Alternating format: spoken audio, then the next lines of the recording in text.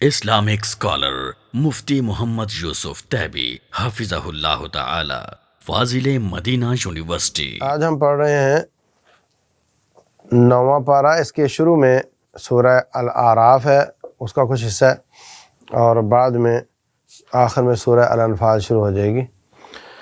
تو اللہ تبارک و تعالیٰ ابتدا میں اسلام کے نفاذ اور اللہ تعالیٰ کی طاعت اور فرمانبرداری کرنے کے فوائد بیان کر رہے ہیں۔ وَلَوْ أَنَّ أَهْلَ الْقُرَىٰ آمَنُوا وَاتَّقَوْا، اگر یہ بستیوں والے ایمان لاتے اور اللہ سے ڈرتے، لَفَتَحْنَا عَلَيْهِمْ بَرَكَاتٍ مِّنَ السَّمَاءِ وَالْأَرْضِ، تو زمین سے بھی برکات آتی ہیں، آسمان سے بھی برکات آتی ہیں۔ ایک ہوتی ہے کثرت اور ایک ہوتی ہے برکت۔ بس اوقات تھوڑی تنخواہ میں برکت ہوتی ہے اور بس اوقات زیادہ تنخواہ میں کثرت ہوتی ہے، برکت نہیں ہوتی، تو وہ بہت جلدی کونوں خدروں میں گھس جاتی ہے اور سمجھ نہیں آتی۔ تو اس لیے اللہ تعالیٰ سے برکت مانگنی چاہیے۔ یہ آیت نمبر 96 ہے۔ اس کے بعد اللہ فرماتے ہیں کہ موسیٰ علیہ السلام، ان کا قصہ تھوڑا مفصل بیان ہوا ہے یہاں پر، کہ وہ فرعون کے ساتھ مقابلہ ہوا، دعوت دینے گئے، اس نے کہا جادوگر ہے، تو کہا جادوگر بلا لو۔ جادوگروں کا مقابلہ ہوا، موسیٰ علیہ السلام کا جو عصا تھا، ڈنڈا، چھڑی، وہ سانپ بن گئی اور اس نے جادوگروں کی رسیوں اور ان کی چھڑیوں کو نگل لیا۔ تو اس کے بعد ظاہر سی بات ہے، ان کو پتہ چل گیا کہ یہ تو معجزہ ہے، یہ جادو نہیں ہے، تو جادوگر مسلمان ہو گئے۔ فرعون نے کہا میں تمہیں ایک طرف کی بازو اور ٹانگ کاٹ کے لٹکا دوں گا، اس نے کہا پھر بھی کوئی پرواہ نہیں ہے۔ تو یہاں پر ہمارے لیے ایک نصیحت ہے کہ ہم ہر رمضان میں پورا قرآن سن جاتے ہیں، کہیں خلاصے ہو رہے ہیں، کہیں شرح ہو رہی ہے، لیکن ہماری عقل شکل نہیں بدلتی الا ماشاء اللہ۔ انہوں نے رب کی ایک نشانی دیکھی اور وہ مومن بن گئے، اور ان کو معلوم تھا کہ فرعون کے سامنے ایمان کے اعلان کرنے کا کیا مطلب ہوتا ہے۔ تو کچھ اس طرح کا عزم اللہ تعالی ہمیں بھی عطا کر دے۔ اس کے بعد جب اتنے بڑے مجمع میں موسیٰ علیہ السلام کی بات جیت گئی تو بہت زیادہ لوگ مسلمان ہو گئے۔ فرعون نے کہا ان کے بچے قتل کرنے کا کام دوبارہ جاری رکھو، اور پھر اللہ تعالیٰ نے ان پر طرح طرح کے عذاب نازل کیے۔ یہ 106 نمبر سے لے کر 133 نمبر تک تقریباً واقعہ موجود ہے۔ تو اس میں اللہ تعالیٰ نے ان پر جو عذاب نازل کیے، ان میں ان پر قحط سالی آئی، پھل کم ہو گئے، اور طوفان آیا، ان پر ٹڈی دل کا عذاب آیا، ٹڈیاں ہر جگہ ٹڈیاں نظر آتی تھیں، اور کمل، جوئیں، ہر چیز میں جوئیں، بیٹھنا دوبر ہو گیا، لیٹنا مشکل ہو گیا، اور مینڈک، جو چیز اٹھاؤ، جو برتن دیکھو، ہر ایک میں مینڈک، اس کا عذاب تھا۔ اسی طرح خون، ہر جگہ خون، تکیہ اٹھایا نیچے خون، برتن اٹھایا اس میں خون، ہر جگہ خون کا، یہ بھی عذاب اللہ تعالیٰ نے ان پر نازل کیا۔ تو جیسے ہی عذاب نازل ہوتا تھا کہتے تھے ادع لنا ربک بما عہد عندک لئن کشفت عنا الرجز لنؤمنن لک، کہتے تھے کہ آپ اپنے رب سے دعا کرو، اگر یہ عذاب ٹل گیا نا تو ہم آپ پر ایمان لے آئیں گے۔ اور جب اللہ تعالیٰ وہ عذاب ٹال دیتا تھا فوراً مکر جاتے اور وعدہ خلافی کرتے۔ پھر اللہ تعالیٰ نے ایک دن موسیٰ علیہ السلام سے کہا کہ آپ ایسا کریں، اپنے ساتھیوں کو لے کر راتوں رات نکل جائیں۔ تو وہ ان کو لے کر نکل گئے، پیچھے فرعون نے اپنی فوجیں لگا دیں، خود بھی آ گیا، آگے سمندر اور پیچھے فوجیں۔ اب آپ کے ساتھی کہنے لگے اب بچنے کی کوئی شکل نہیں۔ حضرت موسیٰ علیہ السلام فرماتے ہیں ایسا کچھ نہیں ہے، کلا ان معی ربی سیہدین، میرا رب مجھے راستہ دے گا، میں اس کے حکم پر نکلا ہوں، ایسا کیا ہے۔ تو جناب جب سمندر کے پاس پہنچے تو اللہ نے فرمایا اپنی چھڑی سمندر پر ماری، تو 12 قبیلے تھے بنی اسرائیل کے، اللہ نے 12 راستے بنا دیے۔ فرمایا فاضرب لهم طریقا فی البحر یبسا لا تخاف درکا ولا تخشی، ان کے نیچے جو صدیوں سے سمندر چل رہا تھا وہاں کی ریت کو بھی اللہ تعالیٰ نے خشک کر دیا، دونوں طرف پانی، فکان کل فرق کالطود العظیم، دونوں طرف پانی کے پہاڑ ہیں، مگر ان کو آگے بڑھنے کی ہمت نہیں ہے اللہ کی اجازت کے بغیر۔ جب بنی اسرائیل گزر گئے تو پیچھے سے فرعون ان کی فوجوں نے دیکھا بڑا مزہ ہے بھئی، یہ تو راستے بنے ہوئے ہیں، وہ بھی گھس گئے۔ اللہ نے حکم دیا ڈنڈا دوبارہ مارا تو پانی دوبارہ آپس میں مل گیا. فالتقى الماء على امر قد قدر، اور وہ ڈوب گئے. فلما ادركه الغرق، جب غرق ہونے لگا، اس کو نظر آیا کہ اب کوئی بچنے کی شکل نہیں ہے، تو کہتا آمنت انه لا الہ الا الذي آمنت به بنو اسرائیل وانا من المسلمین، میں مسلمانوں کے بنی اسرائیل کے رب پر ایمان لا کر مسلمان ہوتا ہوں. تو جواب ملا الآن وقد عصیت، اب کہ جب تو ساری زندگی مخالفت اور بغاوت کرتا رہا ہے، اب تیرا ایمان قبول نہیں ہوگا. تو جب موت قریب آ جاتی ہے اس وقت نہ ایمان قبول ہوتا ہے نہ توبہ قبول ہوتی ہے. اس سے پہلے پہلے ہمیں توبہ کرنے کی اللہ تعالیٰ توفیق دے. تو آج جو تحریکیں بند گلی میں داخل ہو گئی ہیں لوگوں کی نظروں میں، یہ ان کے کارکنان کے لیے بہترین روشنی کی کرن ہے یہ آیت کہ آگے سمندر پیچھے دشمن کی فوج، کوئی بچنے کا راستہ نہیں، لیکن اللہ تعالیٰ نے ان کے لیے بھی بچنے کا راستہ بنا دیا. آج بھی اللہ وہی ہے، بس ضرورت اس بات کی ہے کہ ہم اللہ والے بن جائیں، ہم اللہ تعالیٰ کے ساتھ تعلق ٹھیک کر لیں، ہم آپس میں ایک دوسرے کے ساتھ تعلق ٹھیک کر لیں، ہم اپنے بڑوں کے ساتھ تعلق ٹھیک کر لیں، اور تقوی فَإِن تَتَّقُوا وَإِن تَصْبِرُوا وَتَتَّقُوا، اگر تم صبر کرو، ڈٹے رہو اور اللہ سے تعلق ٹھیک رکھو، لَا يَضُرُّكُمْ كَيْدُهُمْ شَيْئًا، دشمن کے مکر فریب کے جال کٹ جائیں گے، تمہارا کوئی نقصان نہیں کر سکیں گے. تو یہ اس طریقے سے اللہ تعالیٰ مسلمانوں کو بچاتا ہے، اور بچانے کے قصے بیان کر کے اللہ تعالیٰ ہمیں بتاتا ہے کہ یہ میں بھی وہی ہوں، میں سب کچھ کر سکتا ہوں. اللہ تعالیٰ کو کمزور نہ سمجھو، وہ چاہے تو چلتے سمندر تھما دے، وہ چاہے تو آگ جلے مگر جلانے کی اجازت نہ دے، وہ چاہے تو چھری کو چلنے کی اجازت نہ دے، وہ اللہ، وہ ہر چیز آج بھی اس کے ہاتھ میں ہے، بس اس سے تعلق ٹھیک کرنے کی ضرورت ہے.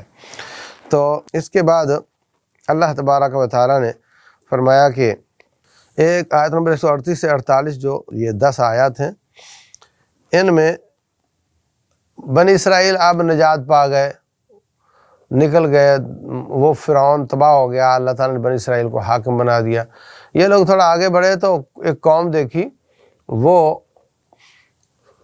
بتوں کی پوجا کر رہے تھے. کہنے لگے جی ہمارے لیے بھی کوئی بت بنا دو، ہم بھی اس کی پوجا کریں. موسیٰ علیہ السلام ناراض ہوئے کہ جس اللہ نے ہمیں نجات دی ہے اس کی عبادت کرو، تم بتوں کی طرف آ رہے ہو. رسول اللہ صلی اللہ علیہ وسلم بھی کہیں جا رہے تھے، اور کچھ لوگ انہوں نے ایک درخت کی ٹہنیوں پر کوئی کپڑے شپڑے لٹکا رکھے تھے، جیسے ہمارے بابے کی بیری ہوتی ہے. تو صحابہ میں کچھ کہنے لگے ہمارے لیے بھی کوئی اس طرح کی بیری آپ بنا دیں، کوئی درخت بنا دیں کہ ہم اس کے ساتھ اس طرح لٹکا کر اس کی تعظیم کریں. اور اس کی آپ نے فرمایا تمہاری یہ بات ایسی ہی ہے جیسے موسیٰ علیہ السلام کی قوم نے کہا تھا ہمیں بت دے دیں ہم بھی اس کی پوجا کریں. تو قطعاً. اور آج دیکھیں جگہ جگہ نئی روڈ بنتی ہے تو اس کے کنارے ایک چھوٹا سا بنا لیتے ہیں، درخت کی پوجا شروع ہو جاتی ہے، پھر آہستہ آہستہ وہاں گنبد بن جاتا ہے. گنبد بننے کے بعد پھر جناب وہ کمرشل قسم کا دربار ہمیشہ کے لیے آمدن کا ذریعہ بن جاتا ہے. تو مسلمانوں کو ہوش کے ناخن لینے چاہیے، صرف خالص اللہ تبارک و تعالیٰ کی عبادت کرنی چاہیے. آگے گئے تو موسیٰ علیہ السلام طور پر اللہ تعالیٰ سے ملاقات کے لیے چلے گئے. واپس آئے، کہا اللہ سے میری ملاقات ہوئی. تو کہنے لگے یہ کیا بات ہوئی، آپ کی ہوئی، ہمیں بھی تو دکھاؤ نا. تو موسیٰ علیہ السلام نے پھر 70 لوگوں کو چنا، ہر قبیلے سے کچھ لوگ، چلو میرے ساتھ.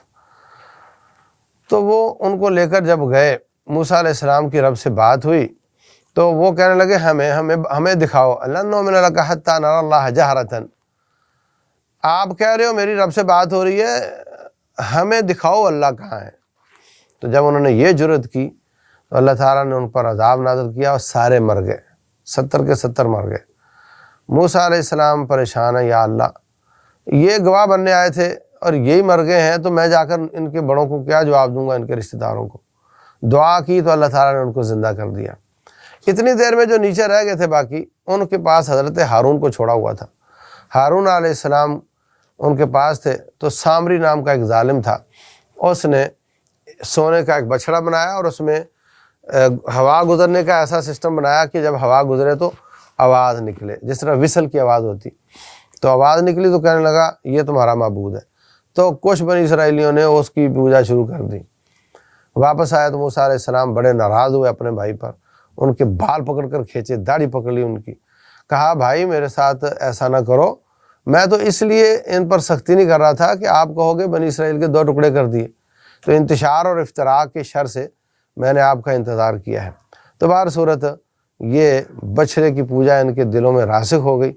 موسیٰ علیہ السلام نے وہ بچھڑا کاٹ کر ان کو جلا کر پھینک دیا، مگر وہ پوجا ان کے دلوں سے نہیں گئی، اس کی محبت مطلب سب نہیں لیکن کچھ لوگوں کے دل میں باقی رہی۔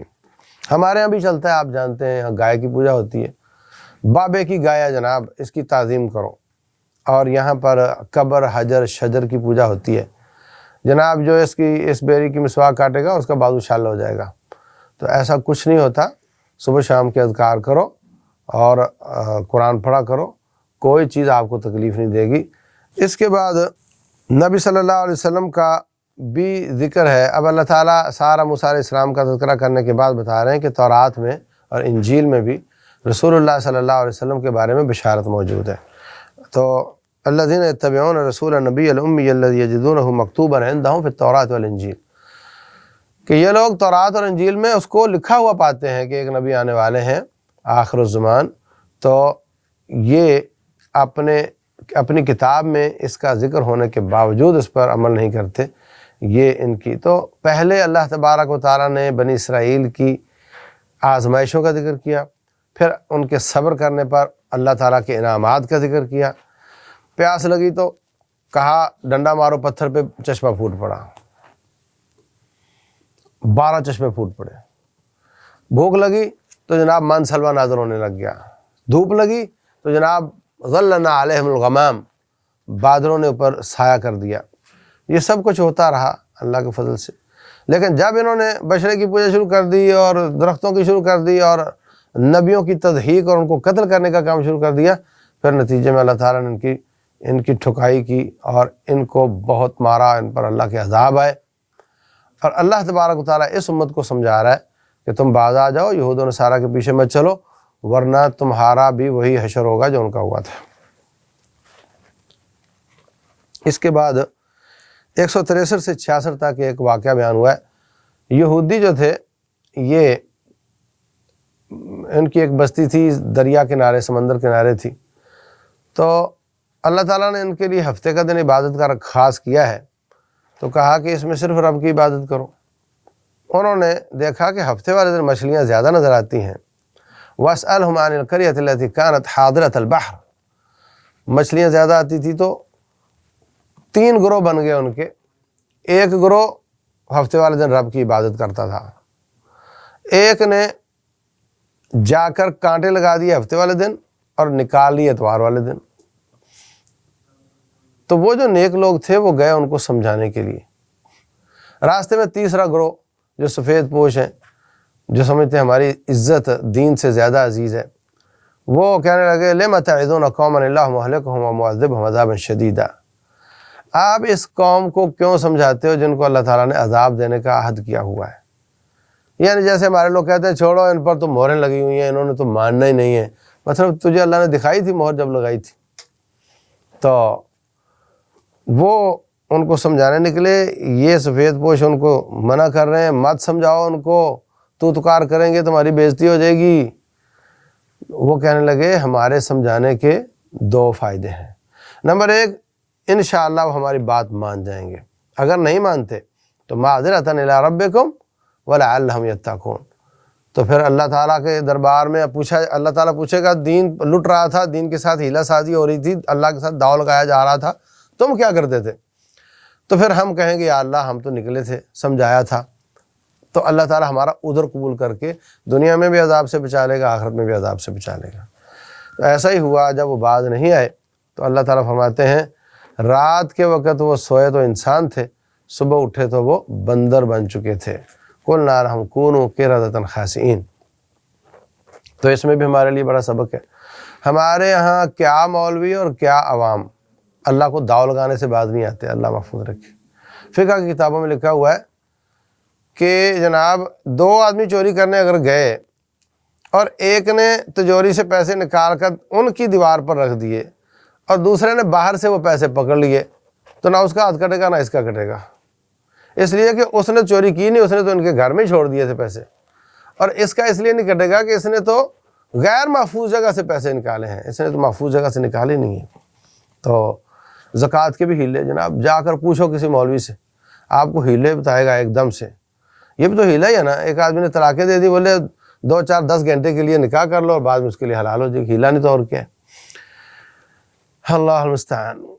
کہا کہ جناب زکوٰۃ آپ کی تھی، بن رہی تھی 1 لاکھ روپے، آپ نے وہ زکوٰۃ 10 کلو آٹے میں ڈالی اور فقیر کو دے دی تو آپ کی زکوٰۃ ادا ہو گئی۔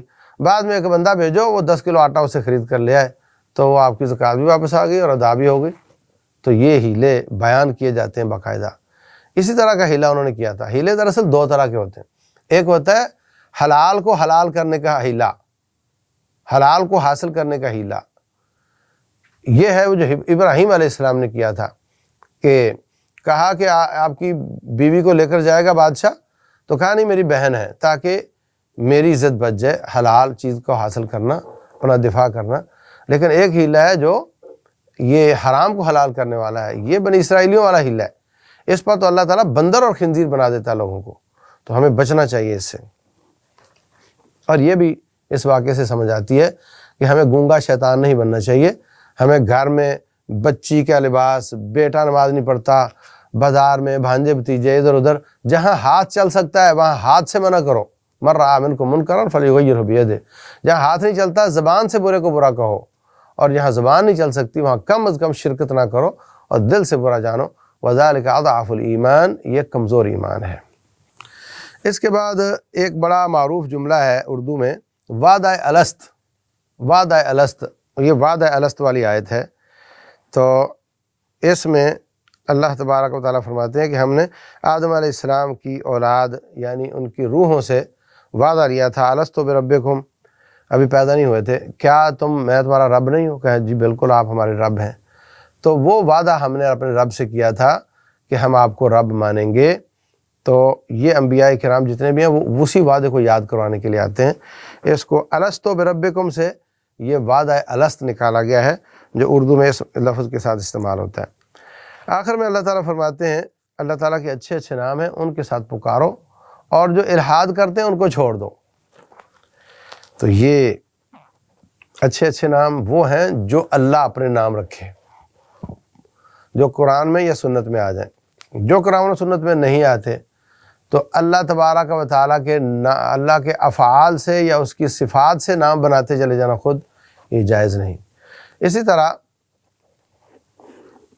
اللہ کے وہ نام جو بندے کے نہیں ہو سکتے، بندے کا نام وہ رکھ دینا، یہ جائز نہیں۔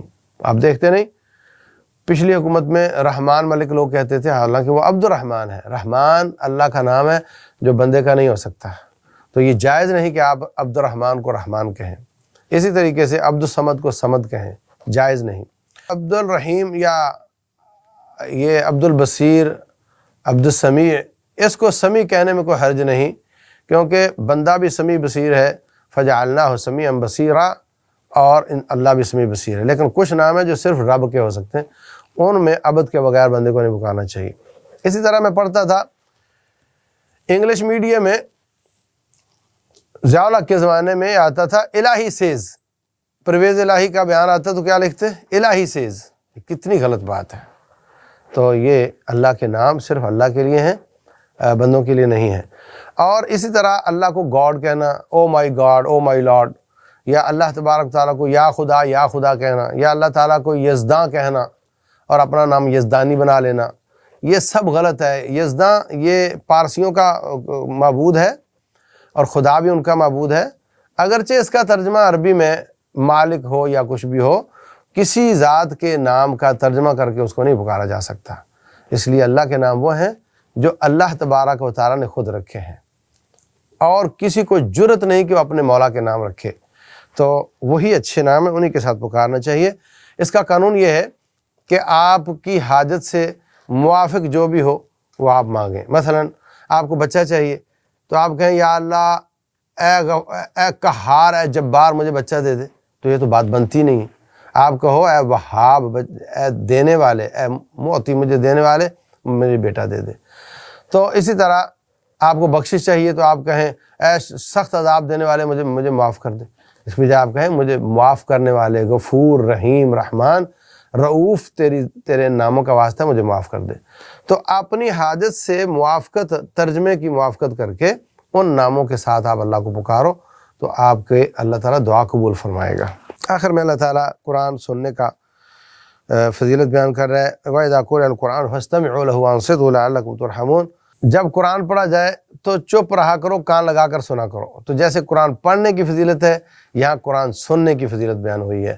رسول اللہ صلی اللہ علیہ وسلم حضرت عبداللہ بن مسعود سے فرماتے ہیں آپ مجھے قرآن سناؤ، میں آپ کا قرآن سننا چاہتا ہوں۔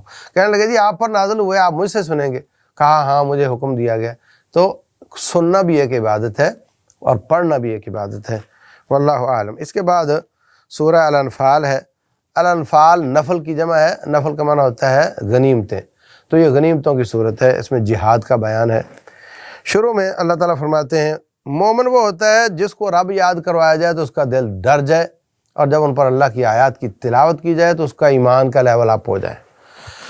آج آپ میرا درس بھی سن رہے ہیں اور آپ ادھر ادھر سے قرآن بھی سنتے ہیں، اپنے دل کو ٹٹولو کہ کیا ایمان کا لیول اپ ہو رہا ہے، کیا برائیوں سے چڑ ہو رہی ہے، کیا نیکیاں کرنے کو دل چاہ رہا ہے، تو پھر آپ مومن ہیں انشاءاللہ۔